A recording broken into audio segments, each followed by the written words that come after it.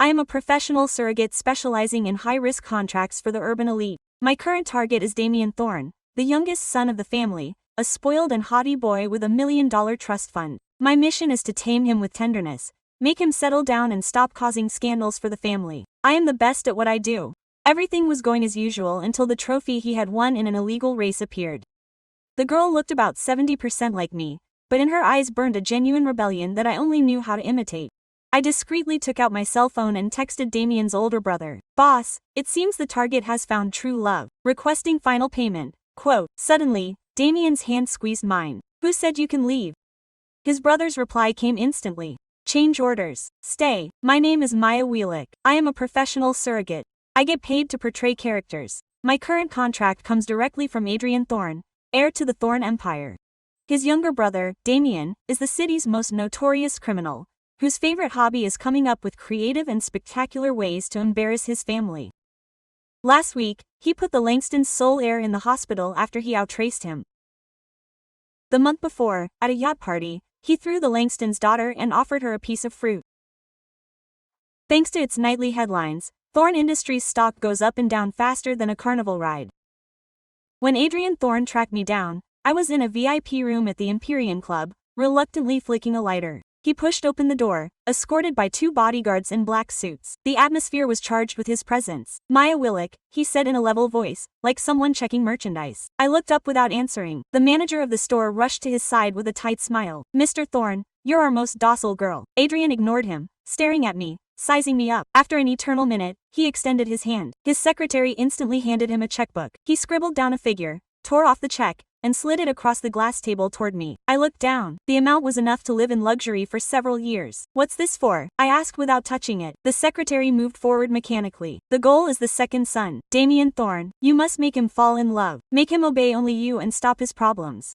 I raised an eyebrow. Tame a beast. The young gentleman responds to affection, not to force, he continued. He prefers women with long, dark hair, simple clothes. She must appear sweet, not domineering. Above all, he must believe that you are pure and that you only want him, never his money. I listened and let out a low chuckle. I took the check and turned it over in my fingers. That same amount deposited into his account every month, Adrian added with absolute certainty, like someone giving away alms. I looked at the paper for 3 seconds, then offered him my most angelic and submissive smile. Sure, boss, there was no reason to refuse. After all, acting is my job and the pay was magnificent. The plan to get close to Damien worked perfectly. I played a naive college student who worked part-time at the club, who sold her drawings but never her body. The third time he came to save me was in a dark alley. A group of drunks had cornered me and their hands were becoming bold. I could have neutralized them by myself, but I stayed put. I waited until I heard the distant roar of his sports car before shedding a few calculated tears. He got out of the vehicle and kicked the one who tried to touch my face. Get out, he said in a lazy voice, but with icy eyes. The drunks recognized him. Their drunkenness suddenly subsided and they fled. I cowered against the wall, hugging myself, trembling just a bit. Damien came over, bent down, and brushed a lock of hair from my face with cold fingers. You smiled again? Being so pretty should be a crime. Quote. She was wearing a simple white cotton dress, slightly worn from washing. The night breeze stirred the hem and my long hair. I looked at him with the red eyes of a frightened rabbit. Sorry to bother you again. His friends came whistling. Damien, who is this beauty? Hiding with a new conquest. Quote. One approached with a slobbering smile and extended his hand toward me. Damien swatted it away, frowning. Do you want to be without her? The others changed instantly. Are you blind? She's Damien's girl. Don't even think about it. Quote. When they carefully moved away, I gently tugged on his sleeve. He didn't move away. I lifted my face, eyes shining with unshed tears and absolute dependence. They only leave me alone when you're there. He looked at me for a few seconds and suddenly picked me up in his arms. I let out a soft cry and instinctively rolled my neck around his neck. Quote. What are you doing? Are you going to freeze in that dress? He said nonchalantly as he led me to the car. People were watching. I buried my face in his chest. I don't need any titles. I thought I heard him laugh. He settled me into the passenger seat. As I fastened my seatbelt, his lips brushed mine like a feathery caress. Everything was going according to plan. To the world, I was a lucky Cinderella. The girl who had won Damien Thorne's heart, pure, tender, with eyes only for him. I loved him to the point of madness. I was anxious when he ran, terrified when he fought. I was afraid that others would take him away, but I never dared to control him. I could only beg with tears. Luckily, Damien had a weakness for that theatrics. As soon as my tears appeared, he relented. He stayed out of trouble for almost 6 months. Everyone said he had changed, that an innocent girl had him under his control. Adrian was delighted and gave me a triple bonus. I became the golden canary of Damien, the mascot he displayed at every event. For many, I was a candidate for the future Mrs. Thorne, but I knew the truth. Adrian would never allow a woman with a shady past to marry a toy like me. In his world, I would always be just that, a toy. That's why when I begged him, crying, not to run in that clandestine race for the first time, he didn't do it right away. He took out a cigarette, lit it, and blew out the smoke, looking at me through the cloud. What are you so afraid of? Your man is the best driver there is. I grabbed his arm and shook my head. It's very dangerous. I'm terrified. He ruffled my hair in a somewhat disdainful tone. Behave yourself, and after the race I'll buy you dinner. He turned and walked toward his modified black car, the one he hadn't touched in months. His friends applauded and cheered. I felt a weight in my stomach. I slowly turned my head and there she was. A group of men were escorting a girl to the reserved platform, to the winner's prize. She was dressed in white, her hair long, delicate, but her eyes shone with a rebelliousness that I was only feigning. An heiress who had always looked down on me approached, arms crossed and a cruel smile. You missed it when you were sick. We were at the Labyrinth bar. Some customers were bothering her and Damien intervened. I blinked silently. My mind was racing. Adrian had hired someone else. No, he wouldn't be that stupid. Then, it was a coincidence. I lowered my head and sighed. When I looked up, my eyes were already welling up with tears. This time they were real. The heiress scoffed. Were you really planning on marrying them? It was only a matter of time. I ignored her. I took out my phone and started looking up resignation letter templates, emotional enough to make the boss feel a little guilty and maybe give him a severance package. Damien won the race, of course, but his rival was terrible and went off the track on a curve. Crashing into the barrier, chaos erupted. Sirens were getting closer. No one dared to blame Damien. All the fury fell on the girl. If anything happens to Paul, I'll kill you. Her face paled and she stepped back. Damien pulled her behind him, looking coldly at the one who had spoken. Say it again, dare. I stood a few meters away, watching. Then I stepped forward, grabbed the jacket that Damien had put on my shoulders earlier to protect me from the cold and slowly took it off. I covered her with my jacket and carefully put it on the girl. She shivered and looked up at me. I gave her a calm smile, the kind that calms. It's quite windy tonight. I don't want you to get cold. Then I turned my eyes to Damien. He was watching me with a look that was hard to decipher. I forced a faint smile. You did the same for me once. The girl whispered in Damien's ear. Who is she? Damien didn't answer. He just stared at me, his brow furrowing slightly. I couldn't keep up the act with that gaze fixed on me. I lowered my eyes to hide what I really felt. It was over. Adrian would probably take away my entire month's salary. Worse yet, he could blame me for failing the mission. The more I thought about it, the more anxious I became, and my face certainly gave it away. But the girl just tugged on Damien's sleeve with a shaky voice. She hates me. Damien's gaze shifted from me to her. He patted her gently on the back. Don't talk nonsense. I couldn't stand to look any longer. I turned and walked away, feeling the crowd's gazes like pinpricks on the back of my neck. Damien didn't come after me. He was giving orders to his men to take the girl to change her clothes. I looked for a secluded corner, my palms soaked in sweat. I took out my phone. My fingers were shaking, and I opened I found Adrian's email, looked up Adrian's address, and sent the resignation letter I had just written. It was sincere. It highlighted my dedication over the past few months and my gratitude for his financial support. I hoped that for old time's sake we would part ways without hard feelings or major consequences. I had barely sent it when the phone rang. It was Maria, the manager of the Empyrean Club. Maya, honey, could you come by tomorrow? Do you still have things in your locker? I thought about it for a second. Yes, I had some personal items there. Okay, I'll come by tomorrow. I hung up, took a taxi, and returned to the small apartment I had secretly bought. I removed my makeup, took a long shower, and fell into bed without any mascara, without fear of using the wrong word or gesture. I took out my SIM card, fiddled with my phone all night, and didn't fall asleep until dawn. I woke up late in the afternoon, put on a baggy t-shirt and shorts, washed my face, and went out in flip-flops to collect my belongings. Empyrean stuff. Maria was surprised to see me, but she didn't ask anything. She walked me straight to the locker room. I put some books and an old bracelet in a small bag and said goodbye.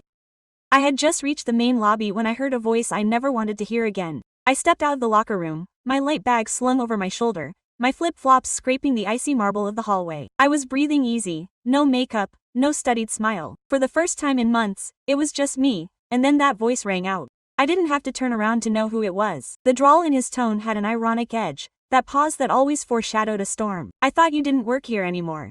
I felt my back stiffen.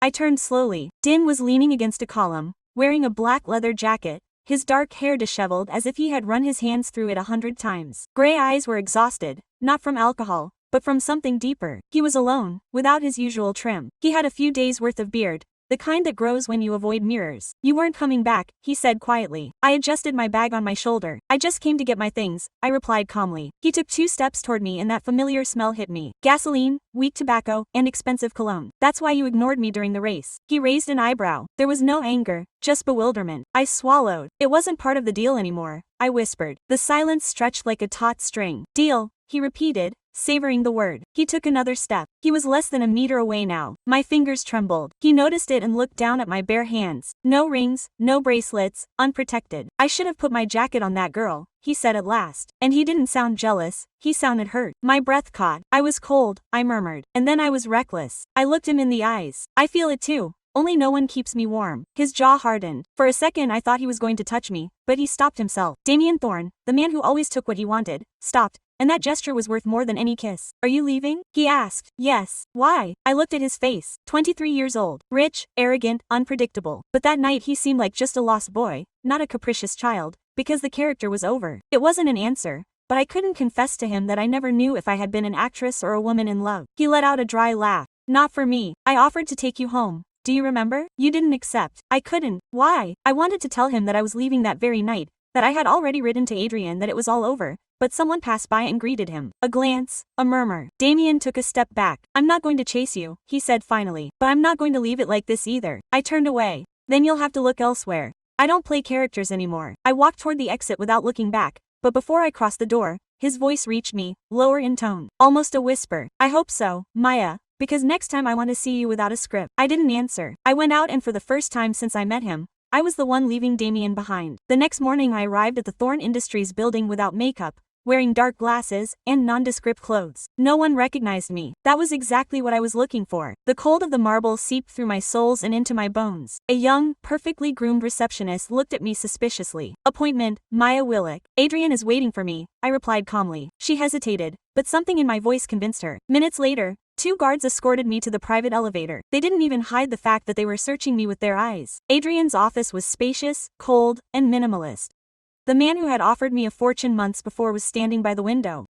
Impeccable suit, black hair with a few gray strands at the temples, about 37 years old. Tall, straight-backed, gaze trained to give nothing away. That was quick, he said without turning. I don't like to drag out endings, I replied, setting my bag on the leather chair. He turned at last, his eyes pale blue and clinical. He took an envelope from the desk and slid it toward me. Your resignation letter has been received. He braced his hands on the table though. You've breached your contract. There will be no final payment. I stared at him. I did my part for 6 months. I tamed the beast as you asked. Kept it out of the headlines until you brought in another one.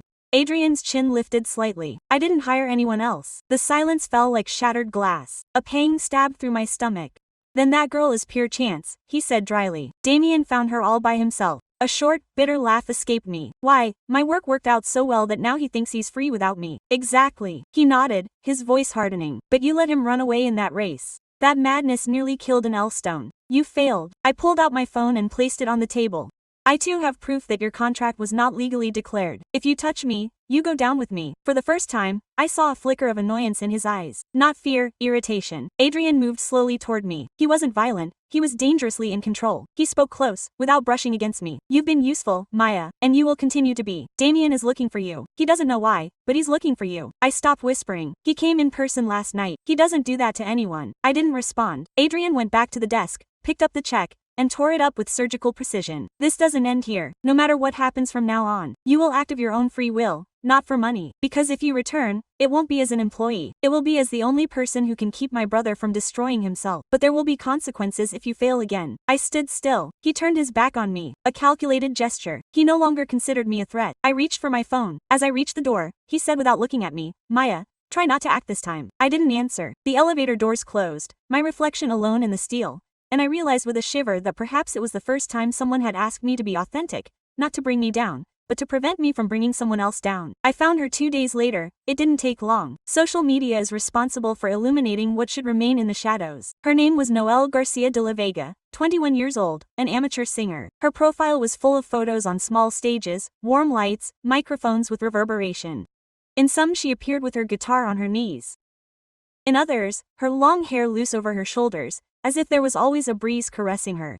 She was beautiful, not dazzling, but with that kind of beauty that sticks with you, without artifice, soft brown skin, dark eyes that seemed to hold a secret. She didn't pretend to be sweet, she was. And on top of that, she was the same height as me, with similar features, almost as if fate had laughed at me and replaced me with a genuine version of what I never was. I couldn't resist. I went to the bar where she sang. The labyrinth had nothing to do with the Empyrean. Here the wood creaked, the spotlights flickered, and the glasses were made of thick glass. I sat at the bar with my hair tied back, not wanting to stand out. She stepped onto the stage as if she weighed nothing. She was wearing a knee-length navy blue dress and an unbuttoned denim jacket. She sat down, adjusted her guitar, and when she began to sing, singing that song wasn't flawless. But there was a crack in her voice, a raw authenticity. Damien would have stopped dead in his tracks for that. I taught him to detect what people hide. After the third song, she got off the stage. I took advantage of the fact that she was heading to the bathroom and intercepted her in the hallway. "You play very well," I said with the most harmless smile I could find. She looked at me warily at first, then smiled. Her smile was genuine, dangerous. "Thank you, we've met." "No, but I saw you with Damien Thorn." She blinked and suddenly her cheeks flushed. The reaction was instantaneous, as if her body responded before her head. "Are you an ex?" she asked cautiously. "Something like that," I replied without softening my voice. "I just want to know if you have any idea what you're getting yourself into." She tensed up. She didn't insult me. She didn't raise her voice. She just lowered her eyes and murmured, "You defended him that night. You lent me your jacket. It was just cold." "I don't think so. He looked at you like you still belonged to him." That hurt me more than it should. "He doesn't belong to anyone," I replied. Quote, "And you're not going to be the exception." I turned to leave, but she spoke firmly again. "I don't need you to save me. I know perfectly well who Damien is, and yet I stayed." I stopped, turned slowly, and looked at her better. She wasn't just some naive singer. Behind her words was resolve and a slight tremor in her fingers. "So, you know this isn't a hobby?" "I know," she nodded, "but sometimes it's worth taking risks." I went out without answering. Outside, the wind hit my face like a punishment. Noelle wasn't pretending. She wasn't a threat I could neutralize. She was real. And for some reason she was willing to burn herself for the same man I had learned to control.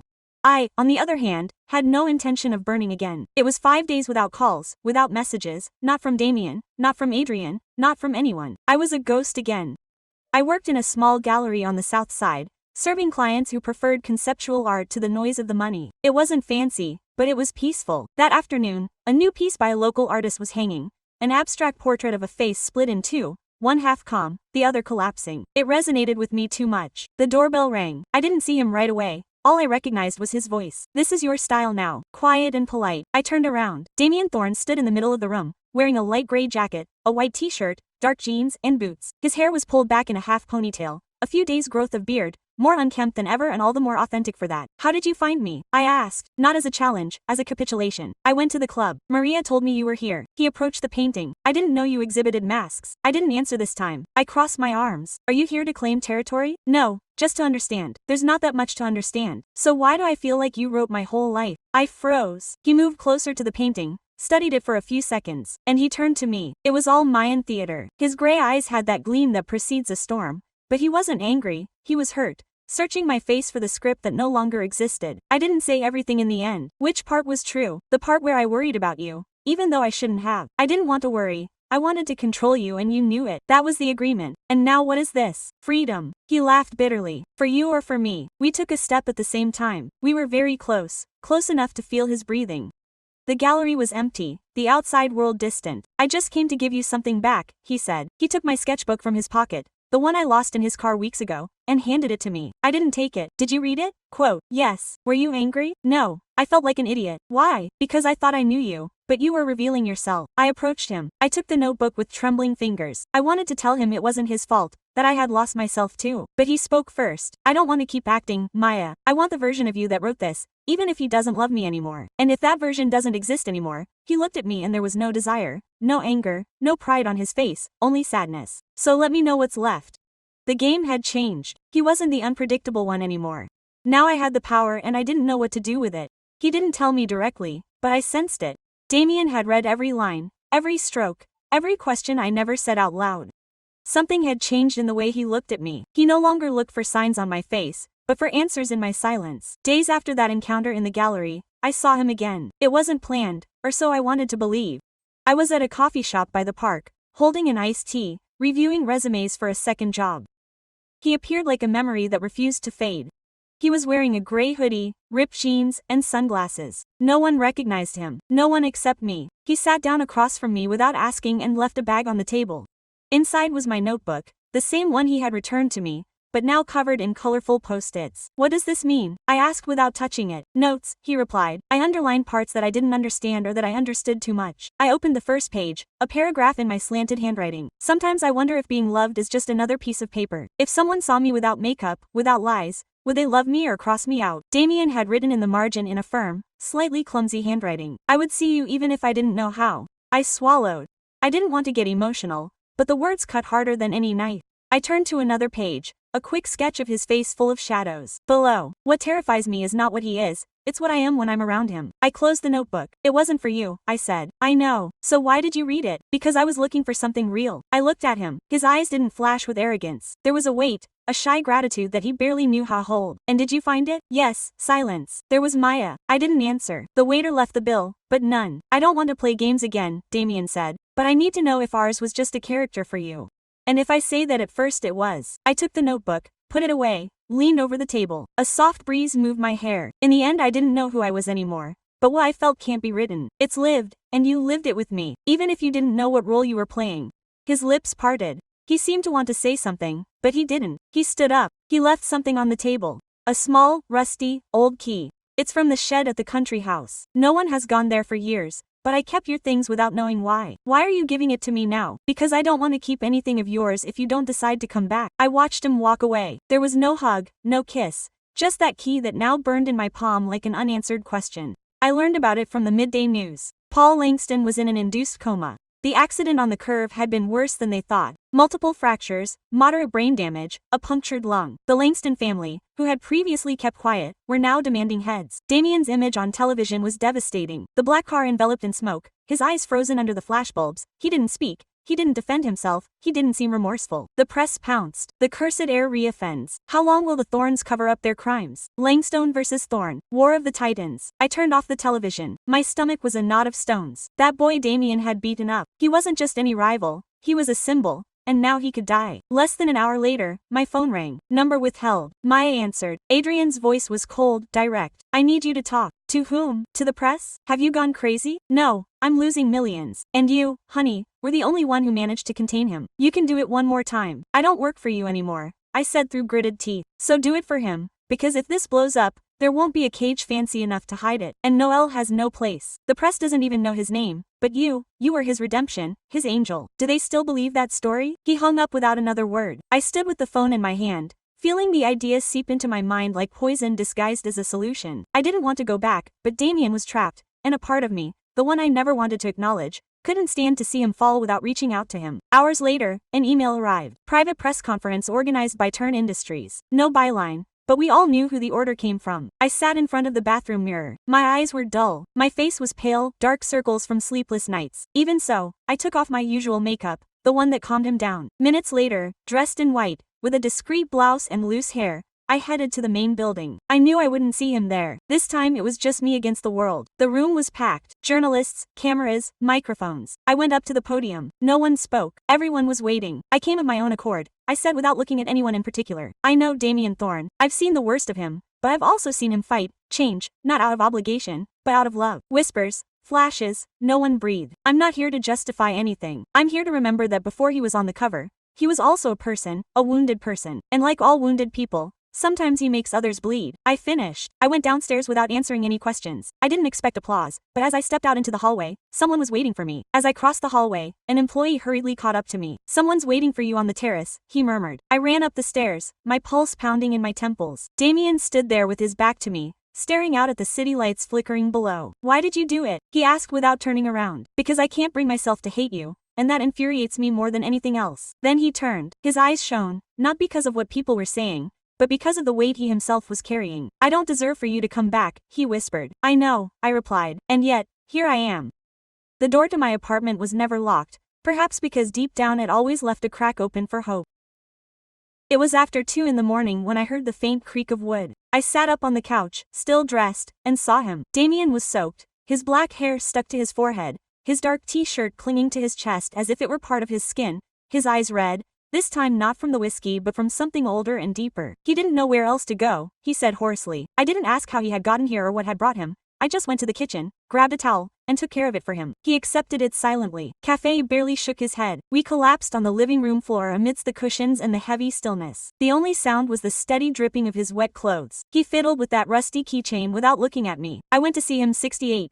He blurted out suddenly. Who? Paul, the boy from the accident. My body tensed. How is he? Still motionless. But his mother looked at me as if I were already underground. I didn't know what to say. I stretched a little. I touched the carpet with my fingertips as if that would keep me anchored. I hate myself, he said with a laugh that sounded like an augu. And I know everyone is waiting for me to screw up again, to mess everything up. And what do you expect from me? He was silent for a long moment, then looked up. The arrogance had disappeared. I want you to look at me like you used to. Like when you still thought I was worth something.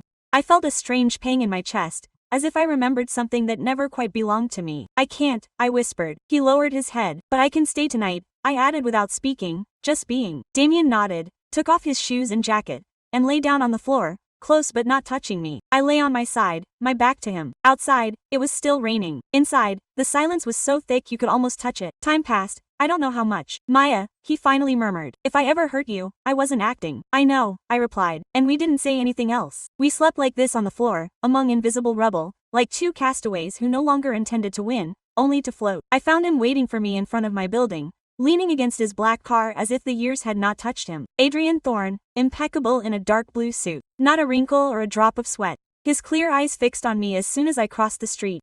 I knew you wouldn't be able to stay out of it, he said, resuming a conversation that I didn't remember starting.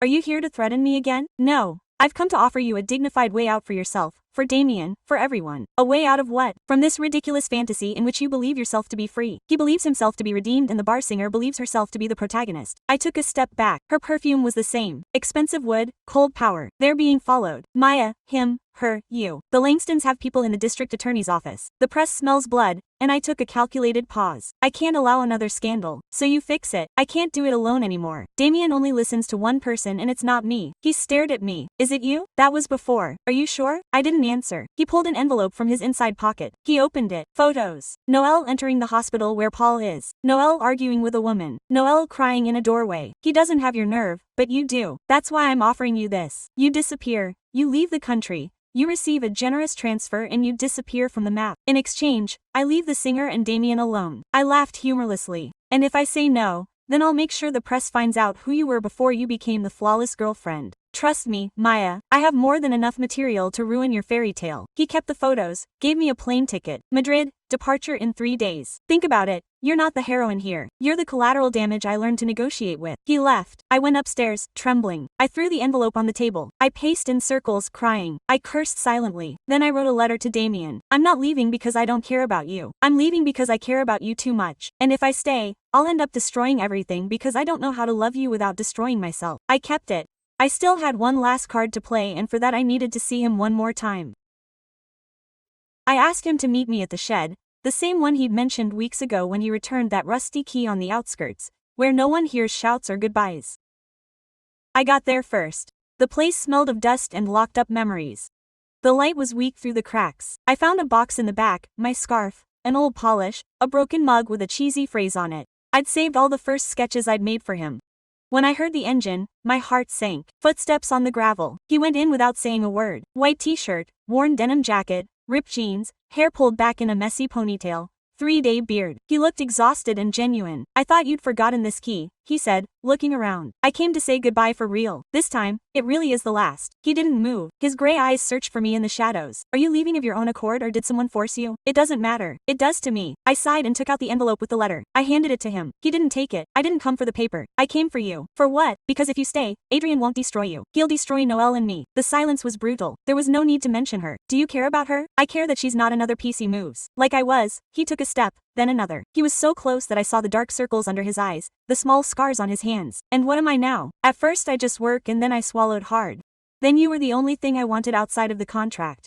His face cracked, not with tears, but with something deeper. You don't have to go, he whispered. We can fix this. We can't do anything if you don't choose once and for all who you're fighting for and why. He stood still. He finally took the envelope without opening it. If I can't choose, you've already chosen for me. I left before it was my turn. Not because I didn't want to, but because I knew that one brush and I wouldn't have the strength to leave. The door creaked behind me. Outside, the smell of wet earth. I didn't know if he would open the letter. I didn't know if he would come after me. I only knew that now it was his turn to decide the ending. 3 months passed. Adrian disappeared from the map. There was no revenge, no noise. As if once I was part of the board, the game no longer interested him. I settled in a quiet neighborhood, near a train station. I rented a studio with lots of light, white walls, and silence. I went back to painting, not to sell or to please, just to get what I had inside out. I set up a small exhibition at a local gallery. No one important showed up, just neighbors, curious onlookers, and the occasional young couple looking for a nice place to have a date. I called the series versions of M. Each painting was a piece of who she had been. The sweet one, the calculating one, the broken one, the one in love, the one who runs away. I never imagined he would show up. Him. It was a quiet afternoon. I was sorting through catalogs when I heard the door. I didn't look up right away, but I knew. Damien, black sweater, jeans, shorter hair. He was holding a brown paper bag. He seemed calm. He walked around the room like any other visitor. He stopped in front of each canvas. He lingered the longest in front of the one I called after the god. A coat hanging on an empty chair with no face. When he turned to me, something in his eyes had changed. Not because of me, because of him. "Hello," he said. "Hello," I replied. "I didn't know if I should come, and you came anyway." He nodded and put the bag on the table. Inside was a new cup, white, clean, with no words. I accidentally tore the other one. "I thought this one might be useful. Thank you." Silence. "I read your letter," he said several times. At first I wanted to argue with every word. Then I realized it wasn't necessary. And now I just wanted to see you. I didn't ask about Noelle. I knew I had been honest with her. Honest enough for each of us to go our separate ways without resentment. "I don't know if I can give you what you're looking for," I said. "I don't play characters anymore, and the woman who's left is full of marks. I prefer them like this," he replied. "I don't want versions. I just want you." I moved closer. This time there was no script, just my hands reaching for hers. Just two people tired of pretending, finding themselves in the middle of disaster. And for the first time in a long time I smiled. Not as a substitute, not as a savior, just as Maya, the one who no longer needs to act.